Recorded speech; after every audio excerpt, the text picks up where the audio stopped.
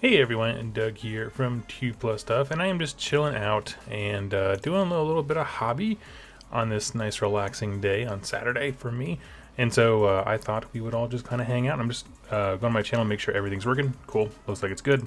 Let me know if you can hear and see me in the chat below. Got some music playing, and we'll go to the downward cam. So, as you can see, something is gracing my paint desk that has not graced it in a long time. That is my Ironjaws here. Hello, Alec. So, funny story about these, because I always get folks who,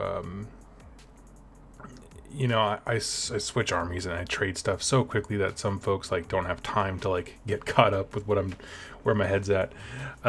Basically, with these guys, I painted this army quite a while ago, and one thing that I really enjoyed about them was the simplicity of how they play. Just being very aggressive, straightforward, melee based for the most part, and just some of the cool stuff they do there. So I really loved it. I'm not sure why, in hindsight, I got rid of them, if I'm being perfectly honest with you. But with Nova coming up, me and Jack from Rolling Ones, who just said he's doing 1-0 at a GT he's at this weekend. So congratulations, Jack. We are doing the what do you call it, team tournament together. So like, I bring 1,000 points, Jack brings 1,000 points, and we just play a game together. So he's taking a shootier, Stormcast like he does. That's his tournament thing, and so we wanted something to complement that. I was going to bring my Vanguard Stormcast stuff, but in a dual, a team tournament format, you can't actually both play the same thing. And that matters quite a bit. I mean, I think I could go Grand Alliance Order, but it wouldn't work because I wanted to have the Hunters be my battle line kind of thing. So you have to be Stormcast, and I know, it's a whole big mess. So he was kind enough to sell back to me at the same rate that I sold to him my Ironjaws, and I'm so grateful for that. Thank you, Jack. You're an awesome person. And so I got my Ironjaws back, and that's what I'm doing for the foreseeable future. The Stormcasts are getting more and more complicated rules-wise, and I want to push away from that, so I'm just going to do what I enjoy. Now, the reason for this stream is because when I sold these to Jack, they were not in 100% complete format. I have 30 boys that were completely done. That was my testing bed for like getting the color scheme right.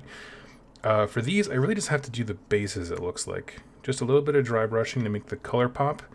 And I'm going to add some like plants and junk and then go around the base trim with black. And so, I was just sitting here hanging out. I want to get this stuff done so I don't have to worry about it before I leave. Oh my gosh, in like 11 days I go to Nova, and I'm so excited. So we'll slide that over here. And something else I'll be painting, I'm just waiting for it to dry, is something that looks very familiar, and that is the Corvis Cabal that we've been working on. I managed to paint all of them yesterday off camera, and right now I did the basing, I gave it a wash, and I'm waiting for it to dry, and then we can hopefully, by the time I'm done with everything with the Ironjaws, move into these guys and gals, because I'm so excited to bust out the photo booth and start taking pictures. Let me take a sip of coffee here. Fantastic. Okay, so let's start with Boss Hogg. It's always good to start with the big guy, just because he's fun. So he definitely needs a dry brush to do this. Everyone, if you are tuning in, go ahead and just tell me what you're working on. I always love hanging out with people, and that's all that this stream is. Also, let me know if you can hear and see everything okay, and if the music that I have in the background gets loud or is annoying. Randomly, it's like a YouTube playlist, and sometimes it'll just be like, I know you've been listening to about 2 hours of like lo-fi beats music, but here's some salsa dancing, and I love it. Okay, so we're gonna grab some You Shopped Your Bone, and it looks like, so what I did for these bases to make them look like they're from Gur was I put I think it's Agrelian Dunes or something like that, the texture paint that's kind of that yellow earth, the Sahara desert looking style, and then gave it a wash with Cassandora yellow, so it gets that nice, I don't know, if you look on the battle tome for Ironjaws, that's pretty much what they look like, that kind of very yellowy amber style looking earth. That's what I wanted to capture. So Let's see. Alec is currently raiding across Ulthuan as Bretonia. Nice. I can never get far in the Total War games. I love them. I think they're beautiful, and I think they add a lot to the hobby. My goodness, I suck at that game. My problem is I always overextend, and then my army falls apart the second I hit any kind of pushback, right? 100%. This bottle's on its last leg of Ushabti. It's alright, I got a replacement here. Thought ahead on that one. It's very rare that I think ahead on what colors I'm running low on. I'm always just like, oh crap, I gotta go to the store.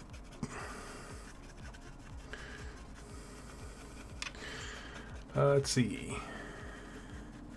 Jack, what did you win now?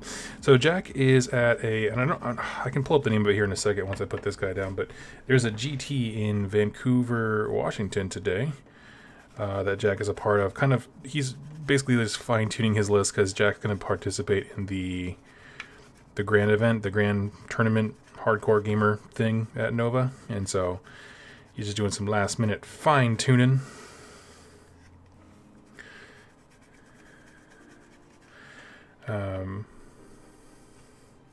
Which is exciting. There's some cool stuff in there. I won't talk much about it because I don't know how much he wants to keep it on the DL, but I guess it's all on the Best Coast pairings and that kind of stuff, so it's whatever. Anyway, but he's doing his shootcast, just a modified version of it.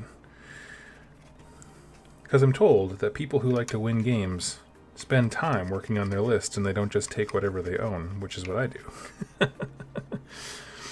Let's see.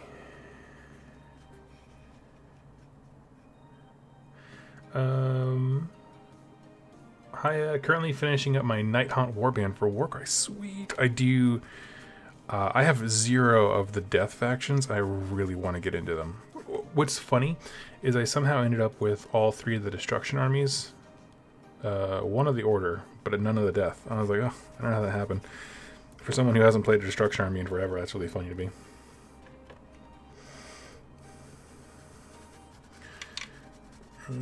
Looks like I got a little bit stingy with the Agrillian Earth when I did this like a year ago.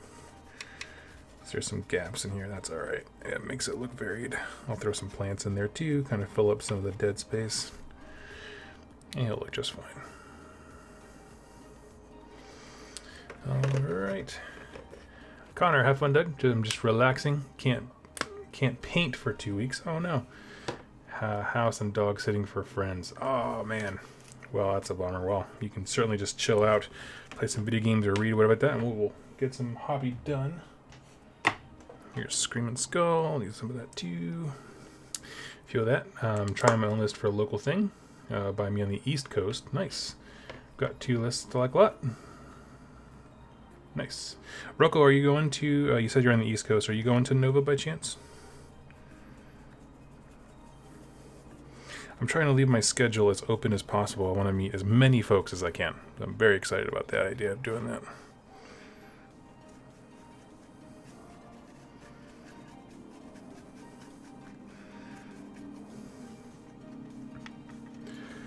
Let's see. Hi Doug, have you been to the Citadel? Have you tried the Citadel contrast paints? If so, what do you think about them? I'm not going to attempt to pronounce your name for fear of greatly offending you and your culture. I'm going to call you Ben. Ben, I know it's probably offensive, people like white names. Have I tried them? Yes. Actually, most of... and I'll put pictures up for you, and it'll be on the community page of my channel, but the Corvis Cabal that I have done that is kind of blown up. I threw it on Twitter and like it got shared around like a ton. Is almost all with the contrast paints. What I will say for them is I have 2 things to tell. Oh, I'm going to say 3 to 4 things I want to say about contrast paints, and that is don't go into them thinking you have to paint all contrast or all of the more traditional ways. That's the way GW keeps promoting it. Even with their tutorials, it's like all this or all that. And that's just not true. I think the best way to use contrast is to prime your model with a, Gracie or whatever, Wraith Bone, whatever it's called. Use the contrast because it gives you your base layer and your wash, and then do traditional painting over that once it's dry. Sorry. And I think it's just it's a home run because the base contrast stuff, it's fine, but it's kind of like, it doesn't look great. Some of the colors really do. They're not all equal. That's actually a second point that I want to bring up. But some look better than others. But as far as like making contrast look amazing, if you just do contrast and one highlight layer, it looks really good. If you go to my Instagram, Facebook page, you'll see some of the test models I did for the Corvis Cabal. Like, you can do that right now. And all it is for the pants, for example, it's Gorgonta Fur and Squig Orange as a highlight, as a thinned out highlight. And it just pops, right? Because you have your shadow and your base layer and your highlight. It just looks fantastic. So I'm not sure why they keep promoting the idea that it seems to be very one or the other, but they work extremely well in tandem. So that would be my first thing. Second is that, like I said before, they're not all created equal. For that I mean, I find that if you wanted to like dip your toe in and just get a few to try out, browns. For some reason, I think the brown contrast paints are awesome. The color sits really well. It has good definition when it does the shadows. Like, all the things that they promised about contrast as far as like, one coat, it's amazing. Like, I think the browns deliver on that. So that's your Gorgonta Fur, Snakebite Leather is my favorite. Skeleton Horde. Wildwood is pretty cool. Yeah. So that would be my suggestion, is start there, see if you like the kind of thing. Gorgonta contrast is amazing. Yeah, that's what I did for the pants on my Cabal, and I am in love with it. I use Squig Orange to highlight it. But the problem is, some colors like the Killian Green, I've had terrible success with. Like, meaning, terrible success, that sounds stupid. I've had a terrible time with. It's very blotchy. It just doesn't react the same way. So, like I say, not all colors are the same. But just test them out in small ways and, go onto eBay, buy the cheapest lot of models you can buy for like $2. like old discontinued stuff that nobody wants. And prime them white and test them. It's kind of what I did. I had a whole bunch of, where did I do mine on? I think Blood Reavers or something like that. Like just some derpy model I had, had a fistful of. Oh no, it was Chaos Cultist from 40K. That's what it was. And then I promptly got rid of them. once I got the hang of what I wanted to do. So, yeah. So Ben, go ahead and check out the paint stuff like you said you were, and just take a look if you like it. For example, like for me, I love it because I hate painting skin. And for me and what I like to look at on a model, it certainly does a good enough job of base color, light sort of highlight, and the shadow. Like I did 0 highlights or anything like that to the Corvis Cabal model. It's just the Gilliman flesh color. 100%.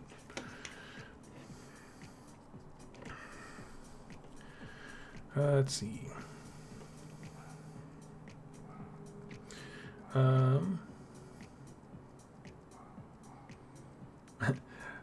It's Fumble.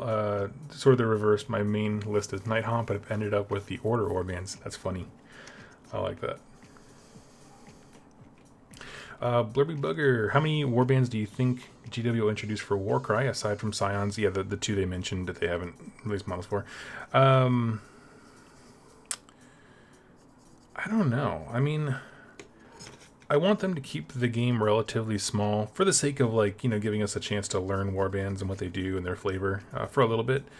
But in the future, like warbands that I would love to see would be Carriage and Overlord. Opa, almost dropped the Warbands. Okay, off the table. Okay. I would love to see Carriage and Overlords, Skaven. I mean, all of those factions have a reason to be there, for sure. Yeah, I don't know. Let me grab. Oh, 1 second here. Time for the mighty tufts. I think we all agree that Eshin and Fireslayer should get a Warband. Yeah, you know, the trouble is, as far as the kits that already exist, like, I look at things that have a whole lot of options, and that's why I think the carriage over, because Arcanaut kit has a ton of stuff going for it. Like, there's just a lot going on with that kit in general, which I love. So, I don't know.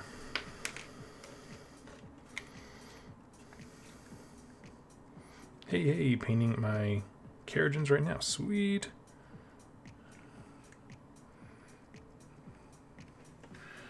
And we're just going to throw a couple happy little plants on this guy.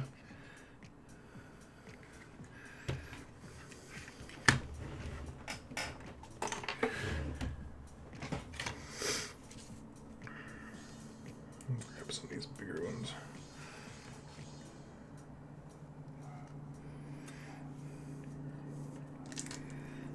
Okay. I forgot how big his tail was. It's like swinging around and knocking all these guys. Afternoon from Philadelphia. Woo woo. Let's see. No, you're not much of a tournament player yet. That's cool. That's cool. It's not for everybody. Like, honestly, like every time I've gone to an event, I've had fun. It's just not like what I like is events where I think it's called Swiss pairing or something like that, where like basically you get knocked down into different groups based on like your how well you do. And so like for that, I was like, oh yeah, I'll go to that, and then you can just kick my teeth in round one, and all of a sudden I'm around like-minded people all of a sudden who are all terrible at this game, and I'm not terrible at the game. I mean, I don't buy things that help me win, right? From a collection standpoint. So that's, you know, I buy models I like and I do the best I can with them. Jack from Real Ones is very kind to say, he's like, oh yeah, you're one of the better players I know. I'm like, oh, that's very kind of you. He's like, yeah, but you don't play the game, you don't build the lists, you don't. I'm like, well, that's true, 100%. Super guilty.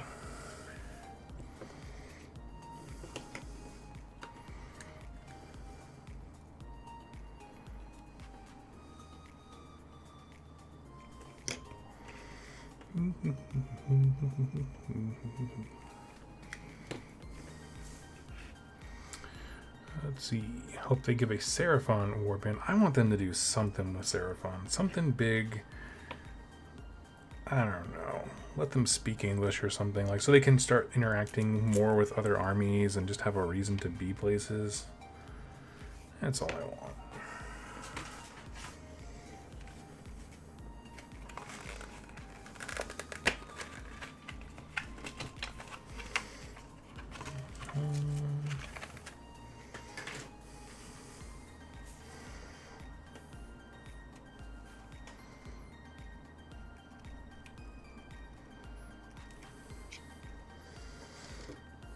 On the packaging, these are supposed to be like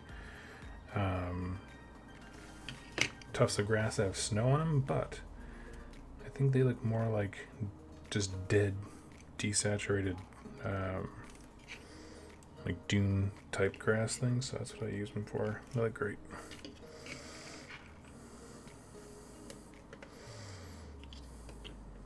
All right. Let's see. I looked out. The Stormcast models I like are Evocators and Dracolines. Yeah.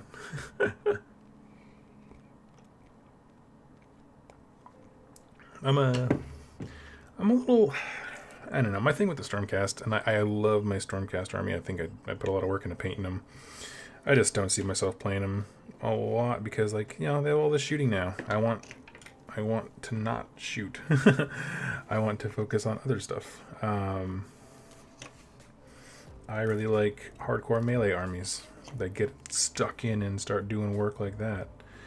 And the Stormcast are not that. They can do some stuff in melee, for sure. But that's not like their thing.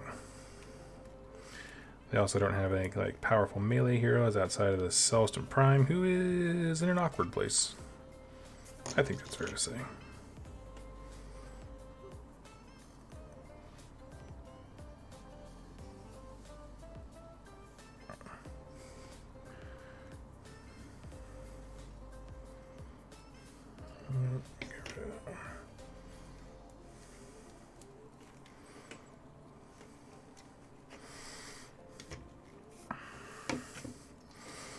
I'm not going to give them all a little tufted grass because that would make them all too samey, but I'll throw one more on here.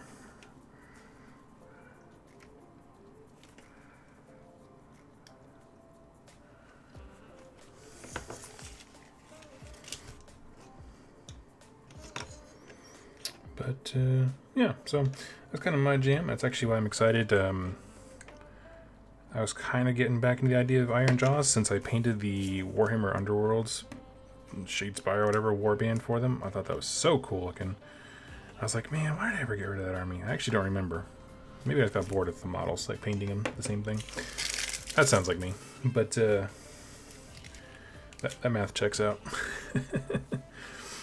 So, yeah, also no cavalry battling. Thank you. That's a huge problem. That's a huge miss. I've said it before, and I say it again. If your army has cavalry, I think there should be a way to make them battle line. Because there's always going to be that person who's like, man, what if we just had an all-blank force, right? Like, or just don't make good-looking models, and you won't have to worry about that because no one will love it. Okay, got my black here, and I'm just going to throw some black together and just go around the trim of all the models here. And hopefully by the time that's done, we can do the same thing over to the Corvis Cabal. So let me clean up my mess here a little bit so this desk doesn't get too cluttered. That tends to drive me nuts.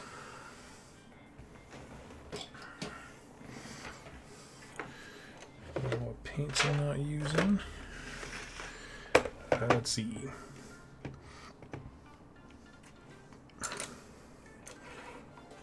Hogg, man, I feel the same way that the range for Stormcast is massive, but most of their units don't do anything. I don't like it when units are, here's a better version of blank, right? Like, I mean, I think Sequitors are just a better version of Liberators, right? I mean, I don't think that's a shocking statement. They don't do much drastically different than them. They're just really good at it. Liberators, their asset that they bring to the table is cheapness, and that's, I mean, that's an important thing. But from a design perspective of like making units different and interesting, that doesn't really land there.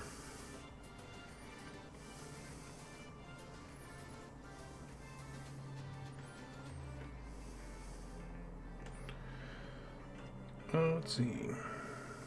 John, question: do you feel the lack of save rolls in Warcry makes it worse? I've heard criticism that the person whose turn it isn't doesn't have much to do during the game. Well, yes and no. Do I think it makes it worse? No, I think it makes it more engaging. And the reason I say that is there have been so many die rolls where nothing happens in, I mean, we'll compare it to, like, say, Kill Team, right? With all the negative modifiers and cover save bonuses and that kind of stuff. Even if you're a crappy little grot in Warcry, I feel like every die roll does something, and that's really important because it feels like, I don't know, it just knocks the wind out of your sail when just nothing is happening. How many dice do you roll, you know, in AOS with hit, wound, and saves that don't contribute to the game in any meaningful way? And the answer mathematically is most of them. So I personally, I really, really like it. Now, I do think there's room for, like, I don't think it would ruin the game if they did, like, you know, your leader gets a save or something like that. You know, something very specific, but on the whole, I have no problem with it. I don't think that the hit and the wound thing is essential to having fun in a wargaming environment.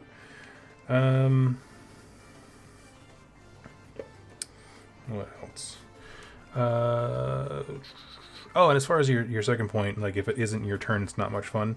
The thing is, though,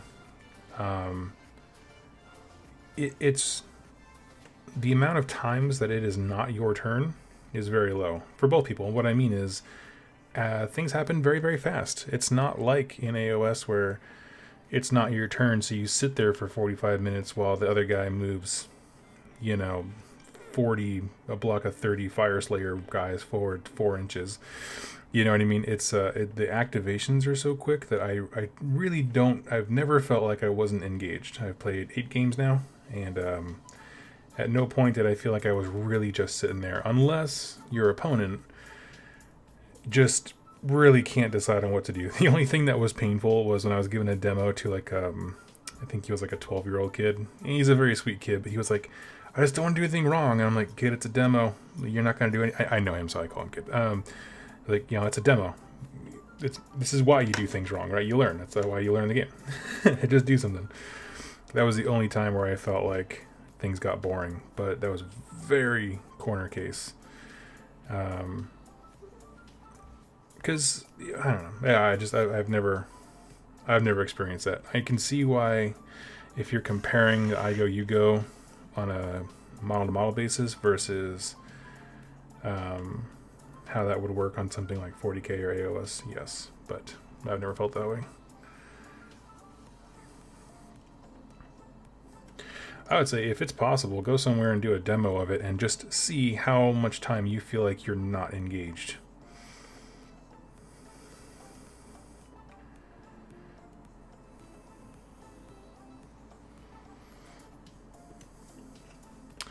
Okay.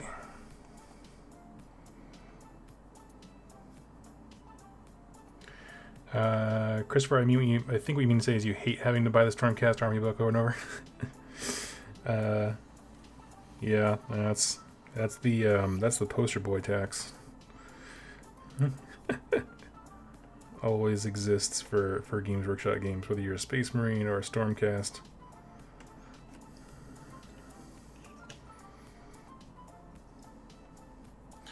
Doesn't need hit and wound rolls. That was an issue in AOS skirmish. Yeah, I did a video yesterday, which I feel like I'm pretty confident about, that I articulated my thoughts well. And there was actually a clip in there from Sam Pearson, who was doing an interview for Stormcast about why they moved away from the hit and wound and save system. And so he was talking about how in skirmish, your average free guild soldier, just your basic bro, 4 to hit, 4 to wound, no rend, right? And so that means 25% of the time your model will actually do something when it tries to do, which means in a 5-round game it is very likely and very possible that your model will do nothing, because 25% of the time he does something, but that's to hit and to wound, and then your opponent gets a save, so it might do nothing all game, which is such a drag. But with this system, they upped the health points of everybody and made it so that attacking is more simplified, and it just is much more engaging.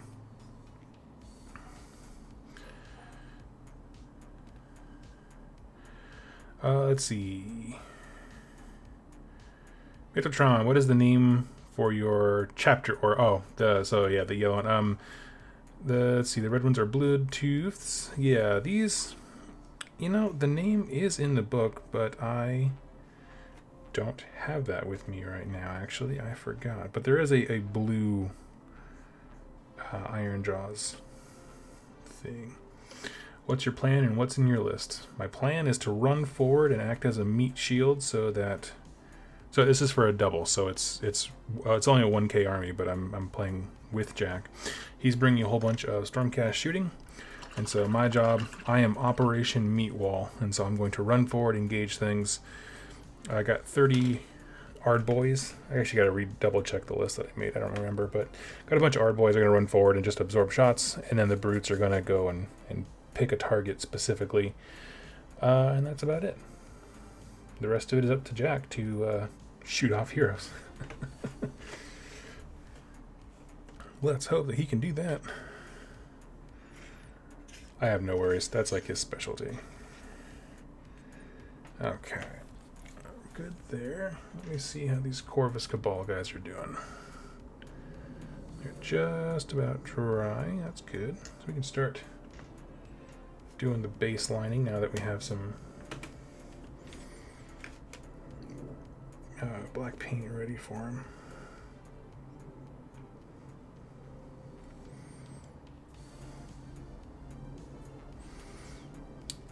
You guys should bring that to Adepticon. Adepticon. That's the one in Chicago, right? I'm not a event guy, a tournament circuit dude. Patrick 420, working on some Underworld stuff. Nice. I had fun with the Thorns of the Briar Queen. They crank out real quick.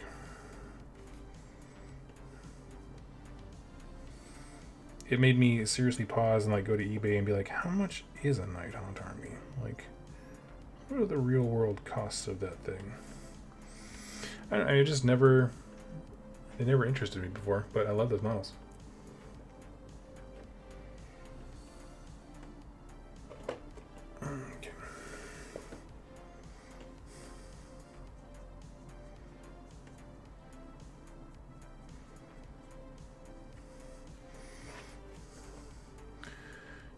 Okay. Okay.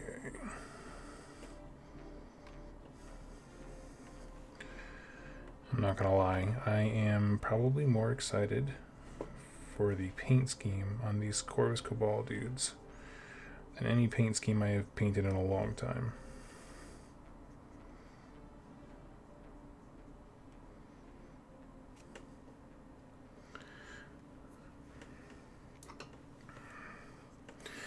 That is A-okay.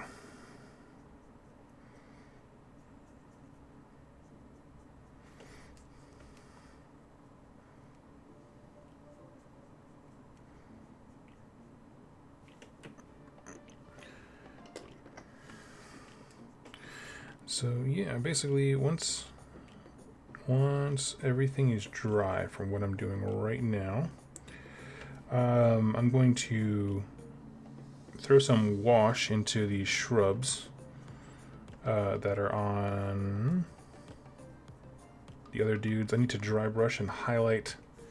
I should have done that first now that I think about it. Dingus. That's okay. Should have waited till the wash was dry on these and then done the dry brush to highlight, because now it's going to clip some of the edge of the black base that I'm painting right now. That's okay. I'll go back over and touch it up later. But, yeah, I don't have a whole lot of plants and junk I want to add to the Corvis Cabal. I want to keep them pretty much largely bare. Maybe like one or two dudes have something on their base, just because I want it to be like a flat, open, plain type of thing.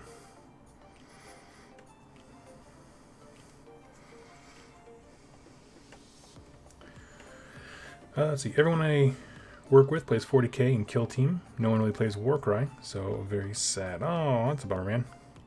Kill Team's a lot of fun. I would still play Kill Team.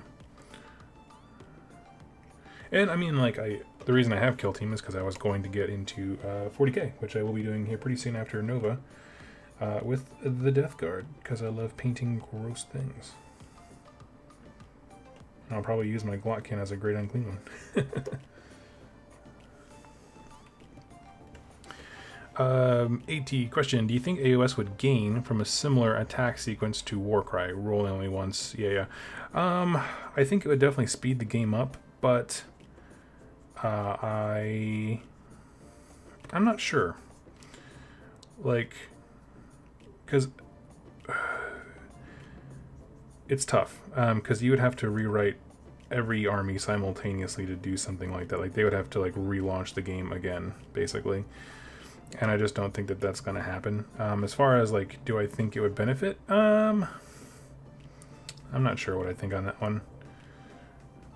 Because, like, I still want armies to have complexity and more customizability than exists in Warcry. So I'm gonna say no. I like that they're different things, because they can certainly scratch different itches.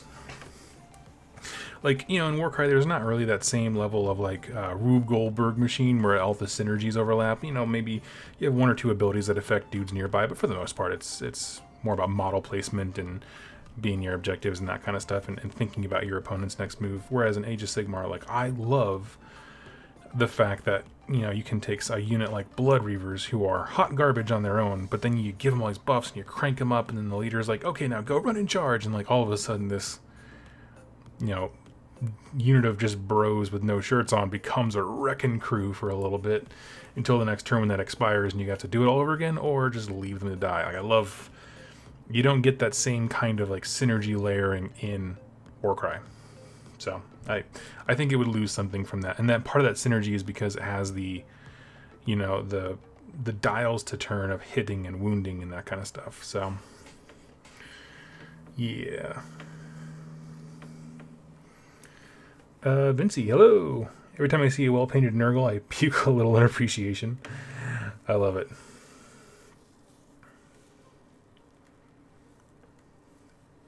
Synergy makes a lot of sense. You also have huge models in the AOS. Yeah. Yeah, that's true. I think probably, I mean, given the state of the buildings and the doors, like, I still, we don't know anything about what they're considering a gargantuan in Warcry, like that scale. In AOS, you could picture something like a Gargant, or the dude on Maw Crusher right here to my left. But that doesn't really work with the size of the board and the kind of terrain deployments they have, and so I'm thinking a gargantuan would be something akin to like Pumbaa from the Beast of Chaos, or a Korgorath is something I go back to a lot. It's a very low level creature. Maybe Minotaurs, something like that. You know what I mean? Like gargantuan relative to its, you know, what you're playing, because you're, again, these are this whole warband right here is just 9 basic bros. So relatively speaking, yeah, no, anything bigger than them is kind of gargantuan. Let's see, so that is pretty much everything that I've been working on. So I'm trying to go through my list here, because this is, like I said, all about getting everything ready for Nova.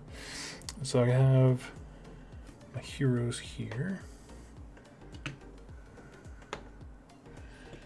And here's the thing, is I don't need to bring the Maw Crusher. He's not in my 1,000 point list, but I kind of just wanna. I kind of just want to. I don't know why. Let's see. Stuart, question. With the new Warcry tribes out, what is your thoughts on Dark Oath? Will they ever get a book? I have no idea. I have no idea whatsoever. I know that on Warhammer Weekly, because I don't really do speculations, I don't follow it too much, I know that they had said the Sylvaneth debacle, like that shipping problem, set their release schedule back a little bit. And so something will happen with that army at some point, but I have no idea what. Yeah, I don't know, man. Go to Congress and ask for a Dark Oath. Yeah, I really wanted to see one. If nothing else, I want these guys to have some killer rules that are awesome, right? Give me a reason to field an all Cabal army. That would drive me nuts. I would love it. How is unit selection in Warcry? Do factions have enough options outside of the starter sets? So when you buy a box, so we'll do the Corvis Cabal here, which actually 2, 4, 6, 8, 9. I have an extra dude because I built one extra guy for options. But so you get 9 models, and it comes out to 1,000 points ish. Some are just a higher or less, but not like significantly, whatever like that. So about 1,000 points. But all of them have a point value, so if you buy more boxes, you can customize them a bit. In terms of how much do they vary the lists? Well, you can do quite a bit. For example, having more than one Ogre Breacher in Iron Golems, the big, tough baddie, is really good. Like, it's really, really cool. I know this because the big Stabba from Bone Splitters is almost identical, and I ran 2 of them in a list at one point, and they're you know, it's the same 30 wounds. They have a weaker toughness, so they get hurt easier. And they're just a presence on the table, right? And so having 2 of those is huge. But conversely, having a whole bunch of little guys, all these little Cabalists over here, gives you more activations, more options. You can do quite a bit, and they're dirt cheap points-wise. So I don't really know how to answer the question. It just, you get more to experiment with. I think, people are still making their hot takes about the game, if they like it, if they don't, and engaging with it or not. And also they're still building armies and terrain and that kind of stuff. So we don't really know. There's no meta right now. It doesn't exist. And so we'll kind of see how important options become. I think right now the king, so to speak, early, before we've had a chance to really experiment with these, is Stormcast, because their options are pretty stinking cool. And one of the reasons I say that is because in the game I played on Thursday, the first round, 3 of my 9 dudes got pasted. I just one-shotted by a raptor with a long strike crossbow. It was brutal, and I loved it. Let's see. AT, fair enough. Indeed, it'd be very complicated to apply without making a totally new game. I just hope they would eventually find a way to simplify the fight phase, which in my opinion is becoming too complex. I generally agree, and we have I think people call it the activation wars. Is that the branded term for outrage? Ooh, sorry, coffee time. Yeah, no, it has gotten more convoluted for sure. So sorry, I'm just chatting right now. I'm waiting for everything to dry just a smidge more before I start messing stuff up.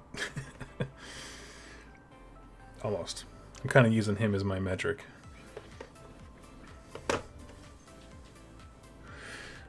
But yeah, and then once I'm done with this streaming stuff, I'll bust out the light box, and I will take some cinematic pictures of the Corvis Cabal. I'm very excited about them. If you're familiar with Malifaux, I was banned from playing the Colette in my friend group. Seeing Cyberlords, something similar gets me hyped. Colette. Is that the one where she's like the dancer and has like the mannequins? Like she controls mannequins? I'm trying to remember Colette.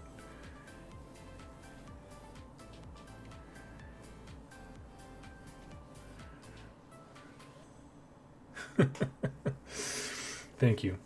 Jack, if you are listening, I know you're at an event, but someone phrased it as movement tricks galore instead of movement shenanigans. So, just for you, buddy. Yes, I'm somewhat familiar with Malifaux. Like, I'm very familiar with the model line because I really love those models. And I've watched, there was a time where it was super popular locally, and then it just kind of died. I don't really know what happened. I think they were using that as like a Kill Team substitute, and so when Kill Team came out, I've seen a lot of that game getting played. Kill Team and Necromunda, which is weird because they're very different from Malifaux.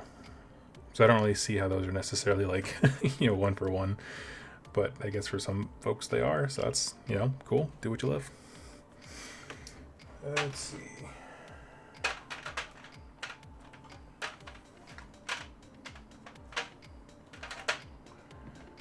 Give me 1 second, I'm just digging for a paint here.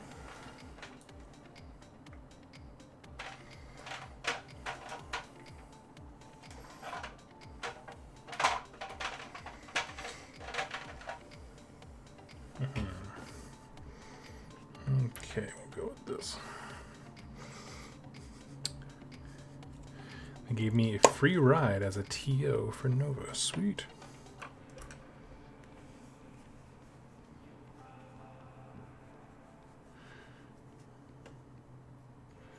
Cabal looks super dope. Yeah, thank you if you're checking out my pictures online.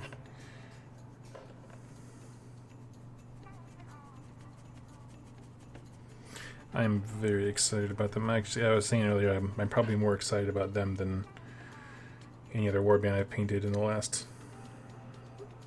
recent history. And the reason for that is more just the dynamicism, I think is the technical term. but how like in motion everything is. Absolutely love these models. That's the thing. When they were first announced, I was like, that is my warband. That is what I will be playing. Also, in case you all are curious what I'm doing, I tried something new where I needed a dark base to make the earthy, skin tones, all that stuff pop. So I threw down Astro Granite texture paint and gave it a Nuln Oil wash. But then, while the Nuln Oil was still wet, I mixed in a whole bunch of Collier Green Shade. And you'll see pictures of when it's done, but it is looking sweet. Just kind of gives it that weird little blue tone, little hint to it, with a dash of teal.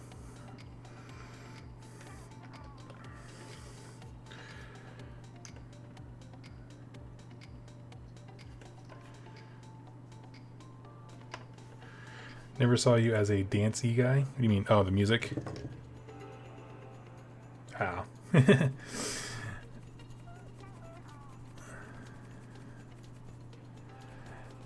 Finally airbrushed my purple sun. Look at that. It only took like a year and a half and a drastic points reduction to make it worth anyone's time. Not just yours, anyone's.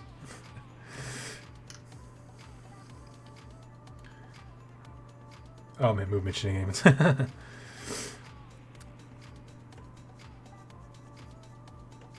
That's funny.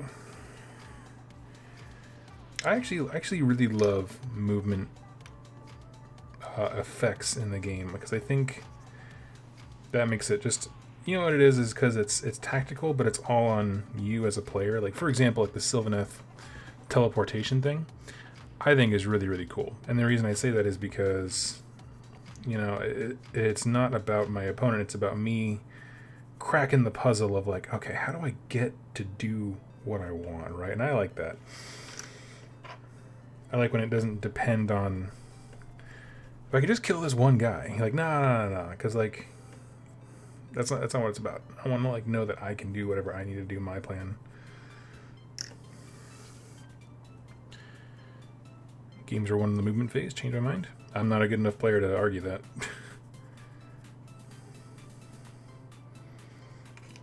That's what, that's what winners say. I don't know, I go with them.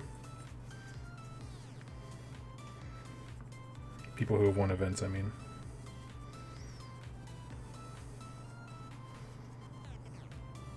But it didn't even make sense. Like, that's how we measure who wins on objectives and that kind of stuff. Like, who literally has models in this place. Who has moved their models, their toys, to be in a specific place is how we gauge generalship. Obviously with a little few extra things like attacks and stuff like that, but yeah.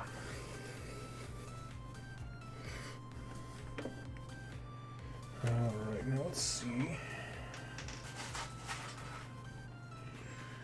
So I also have these very, very dark, almost black shrubs. And like I said, I don't want to put a ton down, but I thought for the huge base of this guy, he needs a little something to kind of make him a little more interesting. So I think we'll throw one on him, maybe the boss as well.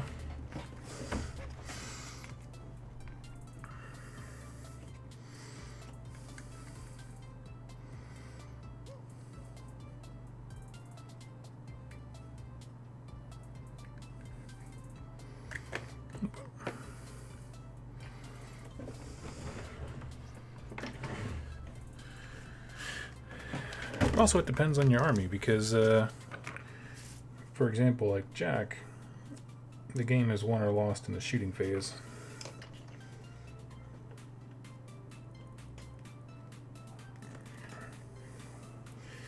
Simply because if things don't go well there probably won't be a movement phase for him because his army will be deleted.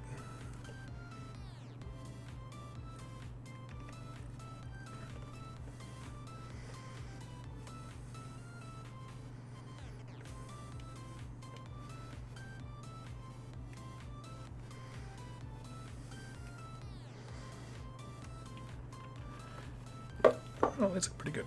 Okay. I was worried that they'd be a little too dark, like on the the soil that I made, but I think it looks pretty darn good.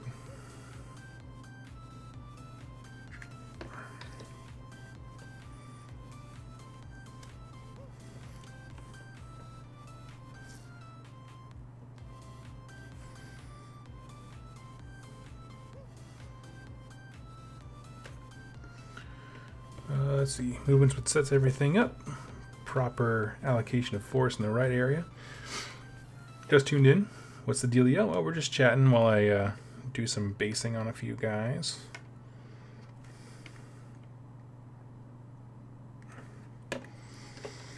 I am in a world where I get everything I want when I go to Nova.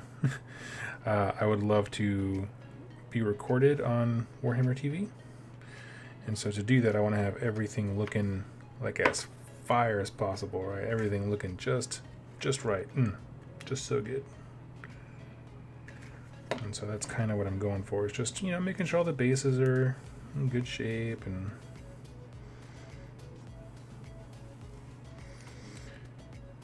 Jack seems pretty confident that we can get on. Let's see. Metaltron, can I ask for some painting tips, by the way? Sure, I'm happy to help as much as I can. I ended up buying some separate single Warcry minis from different warbands for D&D. Do you have a gray, deadish skin tone?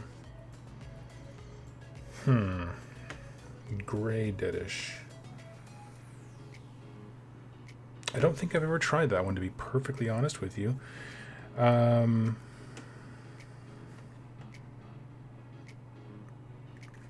Let me think on that one, how I would achieve that, because it depends on the kind of gray you want. I think the real secret there is in the wash you use if you do washes, because like you can just do Ulthuan gray and that kind of stuff, and like, you know, get a general tone, but the trick is going to be like what's like the finer color underneath. So like if you did brown, that might be a good one. Give it a brown wash,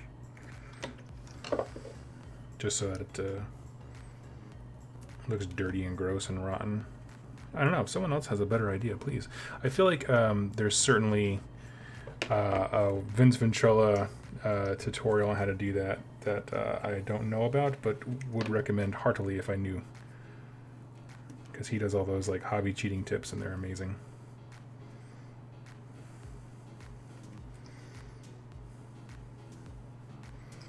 Okay, I think we're good there.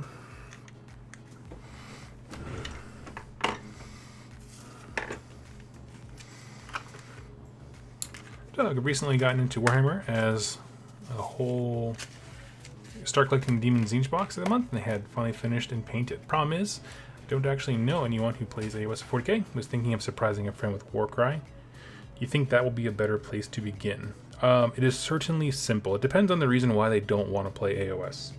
If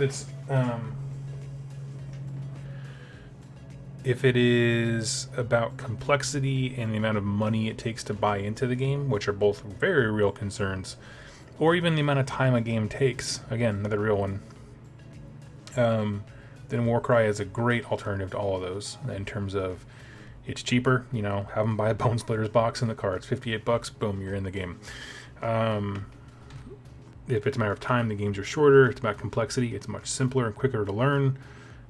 You can have someone understand what the rules of the game are by turn 3, like, and that includes everything. So, yes, if it's more about I don't like miniatures, right? Using that as like I don't like card games. If someone feels the same way about miniatures, then it won't help you. Straight up. Vinci has a suggestion on how to get that dead flesh. So Agrax and Bale-10 washes over Pallid Witch flesh could work wonders. I feel like Bale-10, try also Athonian Camo Shade. It's a little bit more of a drab green rather than Bale-10, which can be kind of like a stronger green. Try them both. I use Athonian Camo Shade for a few things that look dead because it gives that nice gross looking zombie look.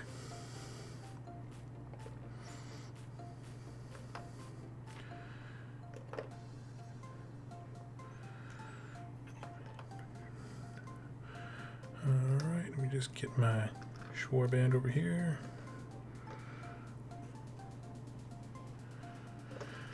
Let's see.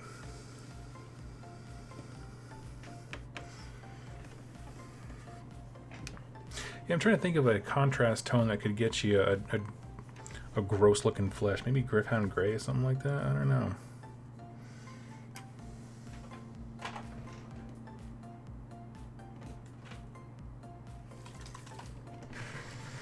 Okay, I'll grab some.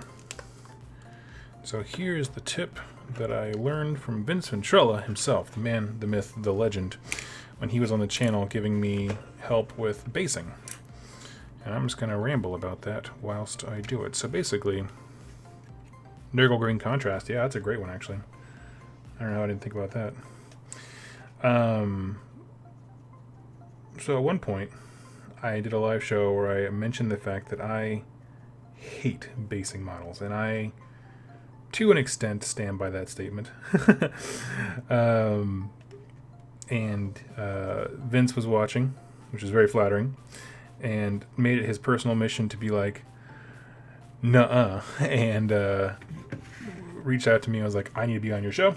He wasn't that forward. He was very kind, but he just acknowledged, like, I heard you're having some trouble with this part of the hobby, and I happen to love and be passionate about it. Can I come on and just chat? And I was like, yeah, dude, come on, please.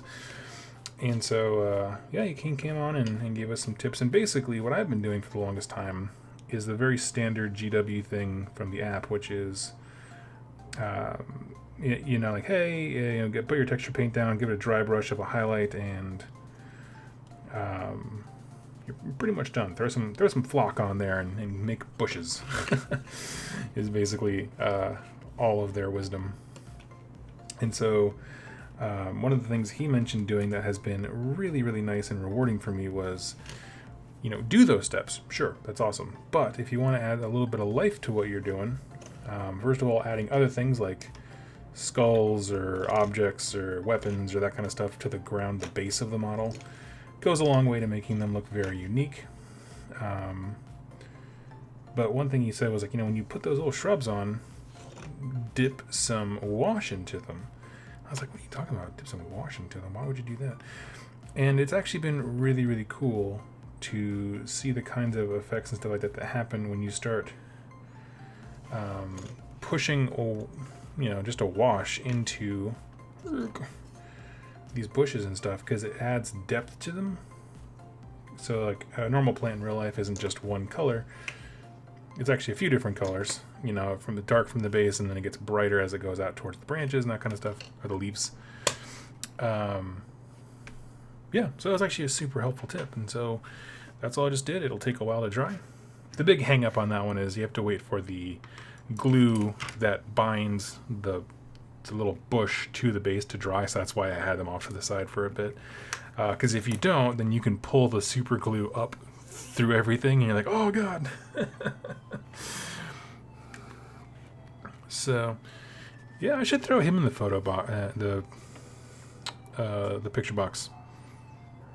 Take a good snapshot of this boy. Okay. And I'm just going to clear them off my desk here.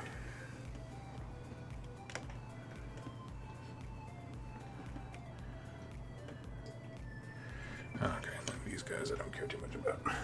There it is, brutes.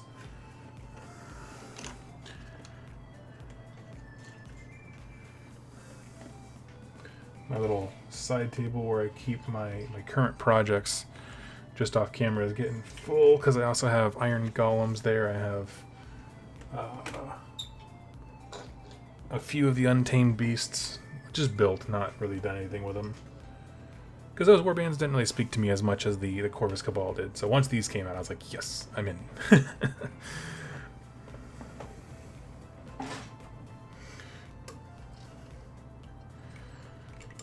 Let's see.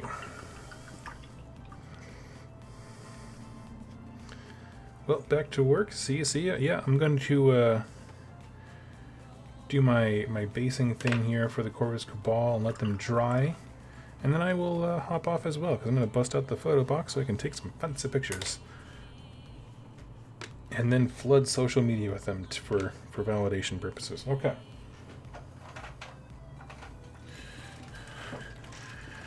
Good afternoon, W. Sorn. Oh, Fumble, I have a question. Have you used weathering powders? If so, what's your opinion on them? I have never used a weathering powder. I have no idea. They have always kind of been that very aloof, like, too complicated for me thing. Also, one thing that I've heard, and I don't know how, like, I just listened to a bunch of podcasters talk about this stuff, so I don't know how legit it is, but complaints that, the powders can come off over time. And I'm very rough on my models. I treat them like playthings instead of works of art. And so it's like, I don't want to put all the work into something and have it just come off. You know what I mean? Like, I give a lot of demos, and so there's kids playing with stuff, and I was just like, so I've tended to stay clear because I've heard not the best things. Now, I know that there's a way, like, you can obviously seal your models and that kind of stuff after you put the powders on them, so that'll kind of keep it in there, but it'll wear through eventually. But yeah, if anyone has, I would love to hear your opinions on them.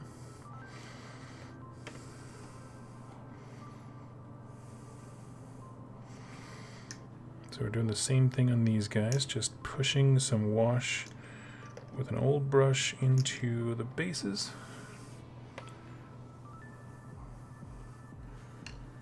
The Dutchman, goodbye. And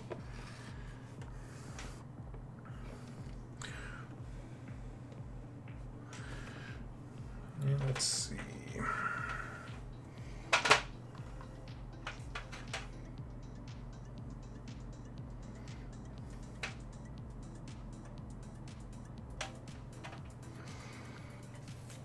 Picked up a set of powders and have been trying them out. Pretty happy with how easy it is to get a reasonable result. Okay, cool. Yeah, but I haven't looked at them. I'm sure the powder market has come a long way in terms of, like, products they have available. When I looked at them from forever ago, I only ever saw them used for, like, horse heresy stuff, like the very hardcore detailing and that kind of thing. And it was always for display pieces. It was never for models the guy was, like, actually taking use. I was like, oh, well, that's not really what I'm looking for. So that'd be interesting.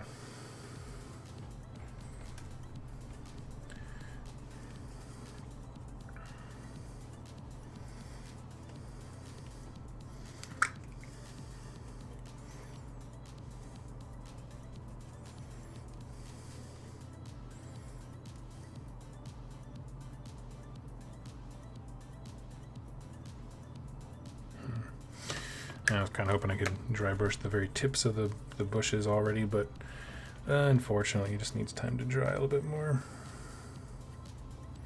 Well, you know what? This gives me a chance to do my other thing, though. Let's do that. This.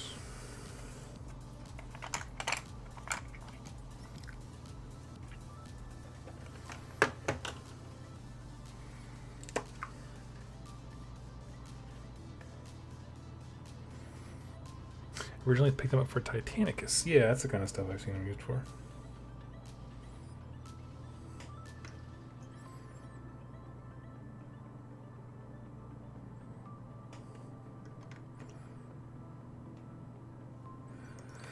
Some of these guys have, like, stitching on their clothes, and I wanted to pick that out.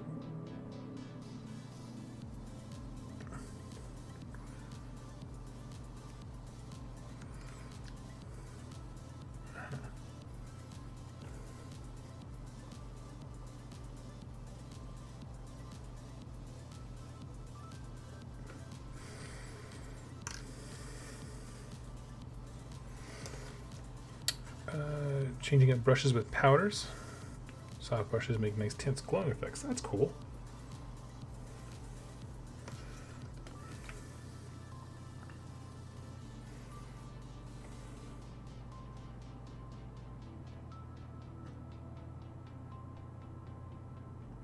Does it kind of work like a dry brush? You, like, load your brush and then apply it like that?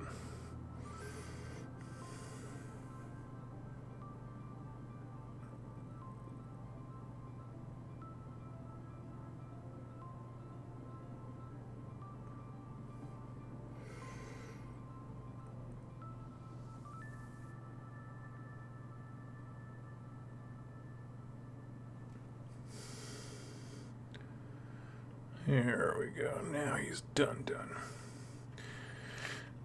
Makeup brushes are the best type of dry brush. Interesting. I've never heard of that. We have a beauty supply store across the street. I'm sure I can get some for cheap.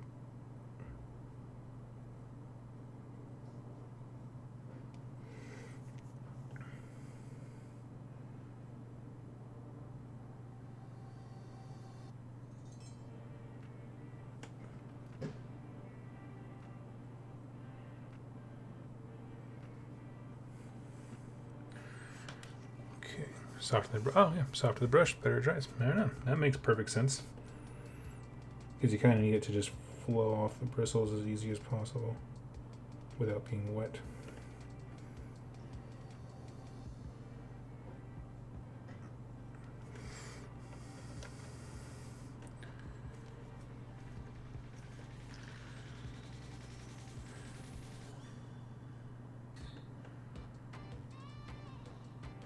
Cool. You guys are all being very helpful when it comes to educating me a little bit.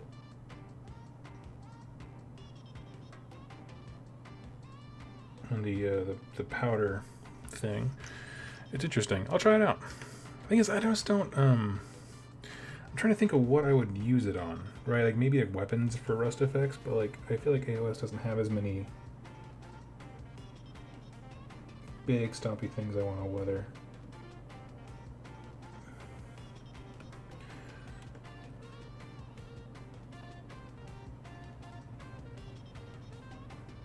If I still had my KO, that'd be kind of cool sounding. I bet.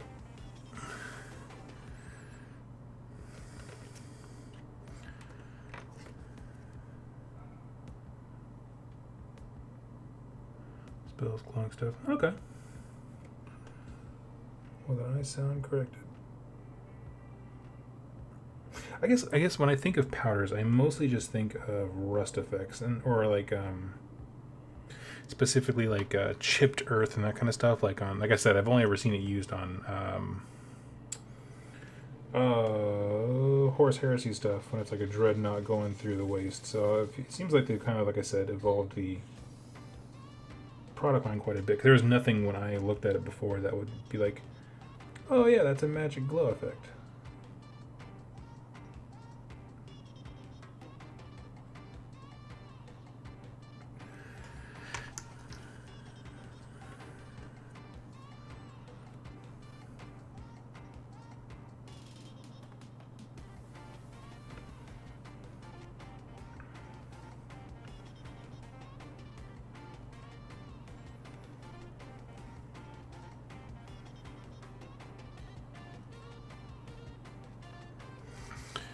Let's see. Bright powders make glowing effects. Interesting. Well, I'm always looking for a reason to avoid buying an airbrush, so that might be a thing.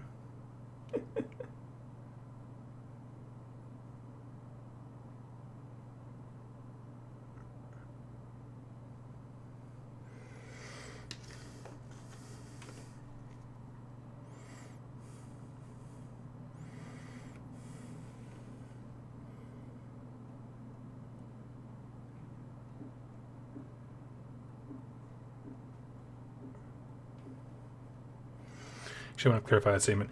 I have nothing against airbrushes. It's more that I think that my hobby ADD would become fully unhinged if I had the ability to really crank out an army. That's why I don't want an airbrush. I don't want to enable myself to make any more bad decisions. Okay, so you don't have a plant, so you're done. You're done.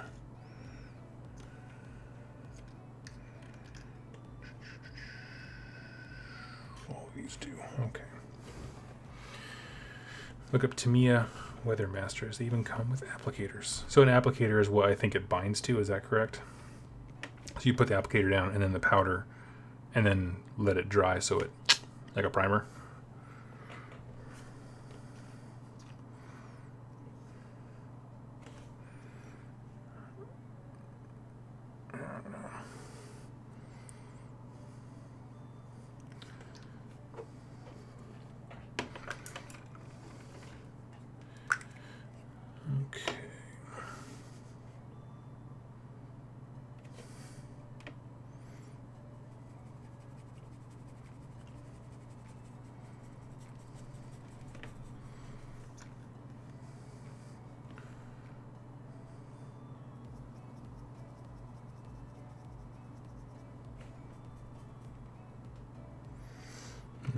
It's still drying. It's picking up too much of a wash to even be able to dry brush a new color on. With the applicator, I mean this tiny sponge thing you apply the powder with. Okay, gotcha.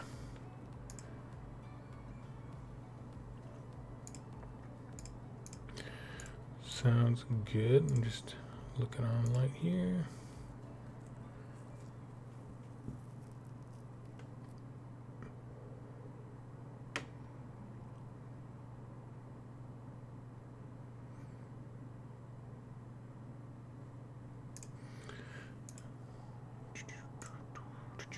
Okay. Yeah, I'm kind of unsure what to do at this exact second, because like I'm kind of just waiting. I want to do a quick highlight on the plants, but everything's taking forever to dry. I can dry brush that stone thing he's standing on right now. I could do that.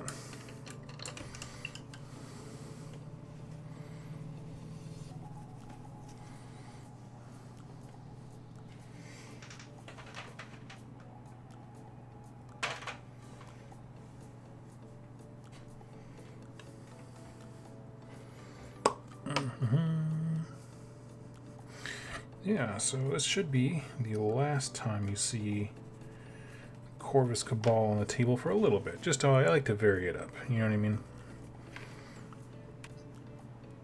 I have a second box that I do intend to build here pretty soon because I want the options. But try not to just make it look like I'm painting the same things for forever and ever and ever.